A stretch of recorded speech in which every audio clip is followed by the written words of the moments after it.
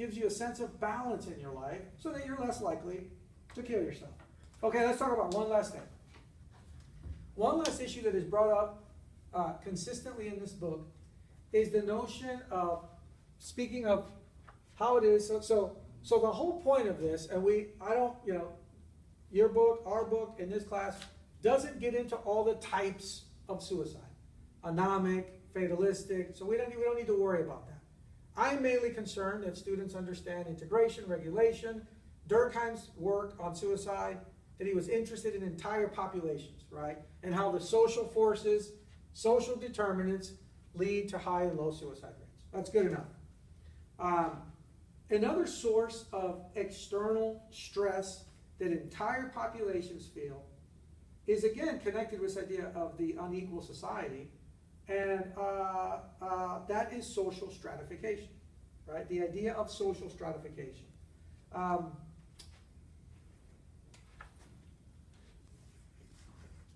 Huge word in sociology and political science, social stratification.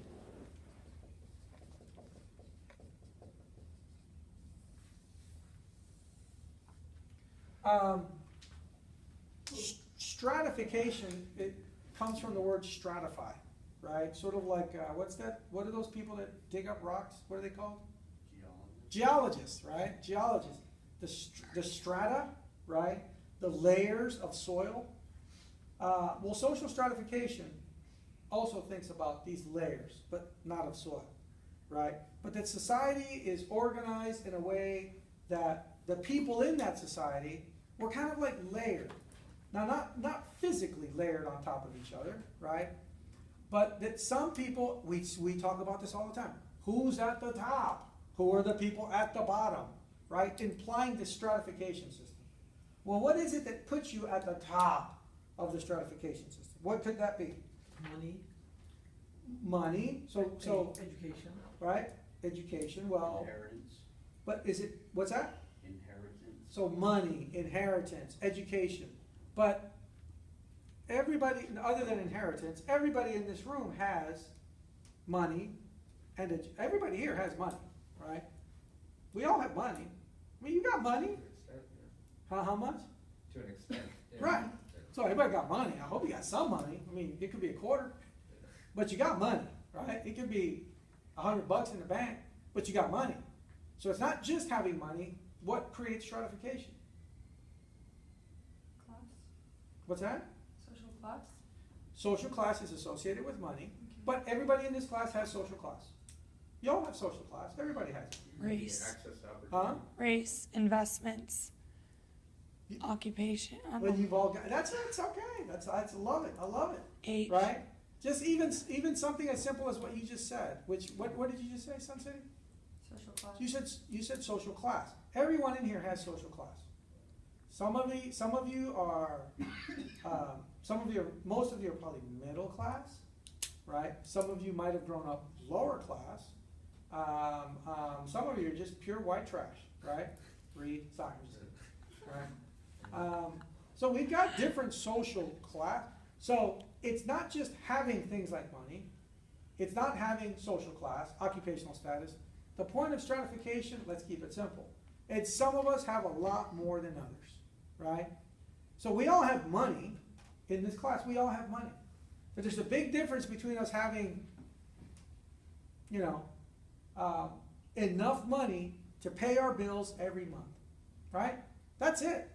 Pay your bills every month, and then you're stuck. You're like, you pay your bills for the month, and you got $100 left, right?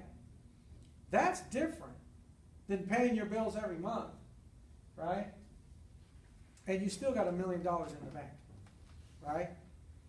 And also, there's a big difference between paying your bills every month,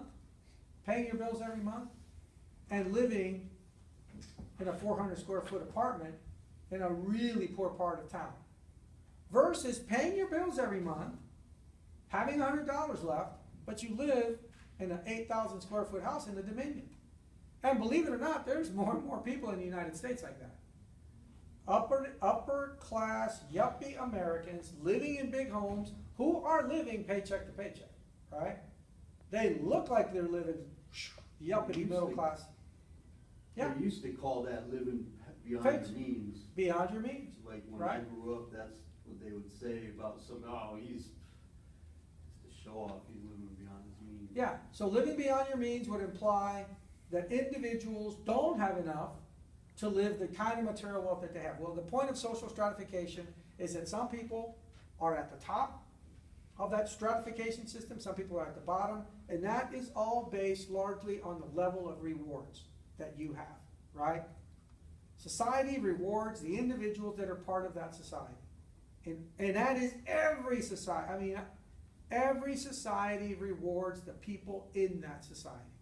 So don't fool yourself for 1 second, and don't let Bernie Sanders fool you for 1 second. Love him to death, right? I will challenge you, and I will tell you, you will never get rid of inequality in society. You are not getting rid of it today, tomorrow, or the next day, because it is a persistent feature of all known human societies. There is typically a small group of people who has more rewards than a large group of people. And every time that they try, or someone tries a social system to balance it out completely, it was called communism, they ended up with more inequality. Because when Russia fell, when what I used to call the Soviet Union, when it collapsed, Me too. right? Yeah. When the Soviet Union collapsed, it had more inequality than the United States. Because there was a small number of political elites, Communist Party members, who were millionaires, who had chateaus in Switzerland, and the rest of the population was living in government-owned apartments, right? So the question is not one of getting rid of inequality completely. The question is, how much inequality is acceptable? That's the real question. How much inequality is acceptable? Because you ain't gonna get rid of it, right? You're not gonna get rid of social stratification. So I want to throw out two other concepts and then we'll shut it down. The first is a very specific measure of inequality, right? It is what economists call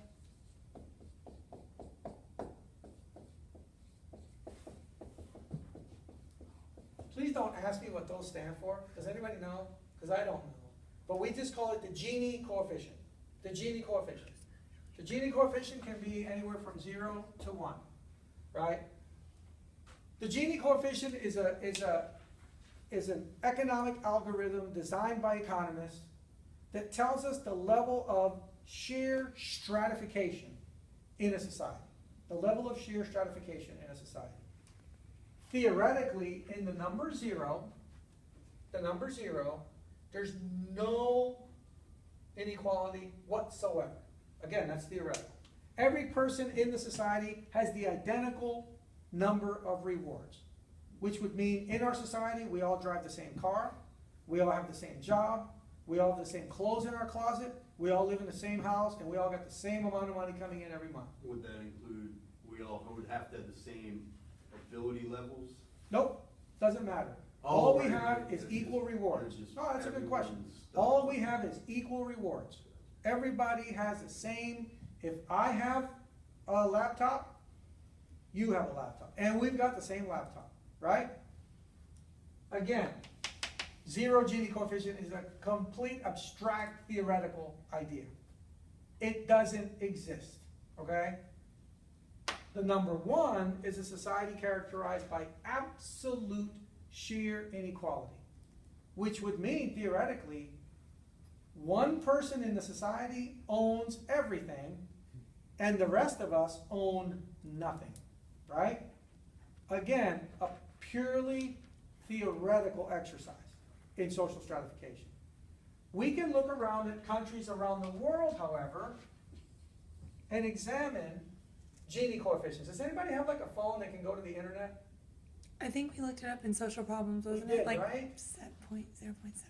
What is it? It was high. For what? The U.S.? Yeah. Yeah, I'm looking up the United States Gini coefficient. I think they only have it for like 2012. Yeah, it's It like was high. 2012. It could be G-I-N-I. It is Jamaica. Is it G-N-I? G-I-N-I. Gini. Uh, 0.47? Huh? yeah. What is it?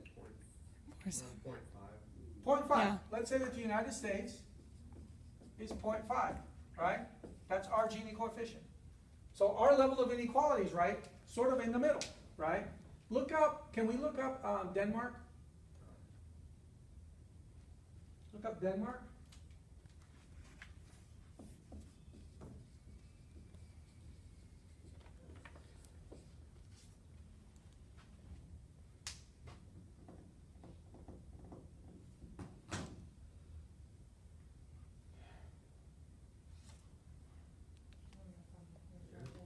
Some numbers are different.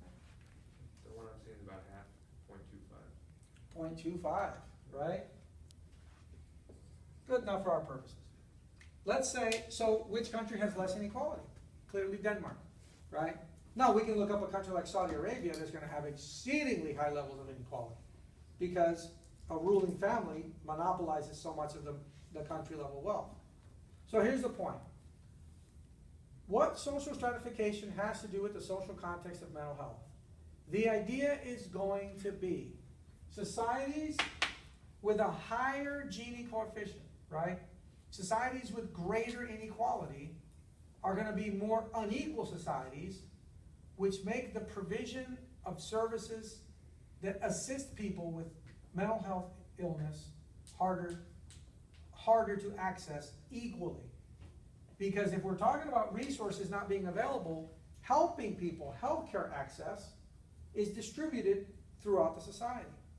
When you have a private form of healthcare distribution, it's going to make it difficult to make it available for everyone, right?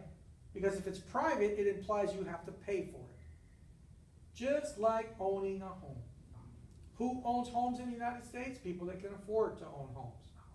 Who gets mental health care provided to them? People that can afford access to mental health, right? And this then translates to the last concept I want to think about is how it is that stratification is directly associated to what public health people call life chances, right? Life chances. Every individual in the United States has a level of life chances. Now we know that there's a certain randomness to the universe, right? Some of us are going to be doing everything by the book to have long life chances. We eat right, exercise, right? We're blessed that our family doesn't have history of certain chronic illnesses. But you know what? We get up one day, we cross the street, and we get hit by a truck. You're done. There go your life chances. But again, public health scholars, public health researchers are more concerned with the aggregate population dynamics that impact life chances. So it's something as simple in this book of thinking of things like, in the United States, African Americans don't have as long a lifespan as whites. They don't, right? All things being equal, white Americans, they just live longer. They have longer life chances. Their life chances are more extended than for African Americans, right? Now there's a whole host of factors that we'll talk about as we go on, why this happens. Hispanics are somewhere in the middle, right? And Hispanics, it's all confused because you have different subgroups within Hispanics. So Cuban Americans have the longest, live longer than all other Hispanics in the United States. So it's these, what's that? No one ever mentions Asians. Small population, but it's a very similar Koreans, Japanese, Chinese. Yeah. Then when you break it down into subgroups, it gets even more complicated. And they're about 7% of the population. So the point is to think about how these stressors, like inequality, like social stratification, roll back to influence people's life chances.